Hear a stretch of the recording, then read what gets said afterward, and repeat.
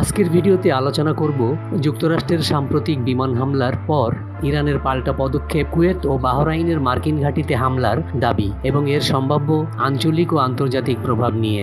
যুক্তরাষ্ট্রের বিমান হামলার জবাবে কুয়েত ও বাহরাইনে মার্কিন সামরিক ঘাঁটিতে হামলার দাবি করেছে ইরান। এই সংঘাত কোথায় গিয়ে থামবে জানতে ভিডিওটি শেষ পর্যন্ত দেখুন।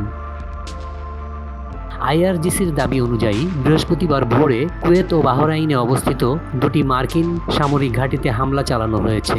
সংস্থাটি জানিয়েছে এটি যুক্তরাষ্ট্রের সাম্প্রতিক বিমান হামলার জবাবে নেওয়া পদক্ষেপ। এক বিবৃতিতে আইআরজিসি আরও সতর্ক করে বলেছে, যদি যুক্তরাষ্ট্র ভবিষ্যতেও একই ধরনের হামলা চালায় তাহলে উপসাগরীয় অঞ্চলের অন্যান্য মার্কিন ঘাঁটিও লক্ষ্যবস্তু হতে পারে। আইআরজিসির এই অভিযানকে যুক্তরাষ্ট্রের বিরুদ্ধে শাস্তিমূলক জবাবের প্রথম ধাপ হিসেবে উল্লেখ করেছে।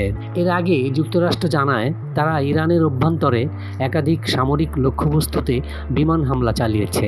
মার্কিন সামরিক বাহিনীর দাবি, এসব অভিযানে শতাধিক লক্ষ্যবস্তুতে আঘাত করা হয়েছে। অন্যদিকে ইরানের সামরিক বাহিনী জানিয়েছে প্রথম দিনের মার্কিন হামলায় তাদের কয়েকজন সেনা নিহত হয়েছেন।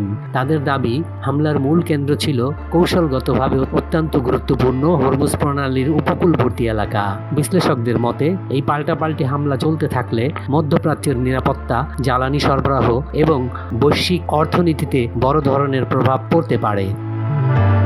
পরিস্থিতি দ্রুত পরিবর্তন হচ্ছে এবং বিভিন্ন পক্ষ থেকে নতুন তথ্য আসছে, তাই সর্বশেষ ও নির্ভরযোগ্য আপডেট জানতে আমাদের চ্যানেলের সঙ্গে থাকুন। ভিডিওটি ভালো লাগলে লাইক দিন, বন্ধুদের সঙ্গে শেয়ার করুন এবং নতুন খবর সবার আগে পেতে চ্যানেলটি সাবস্ক্রাইব করতে ভুলবেন না।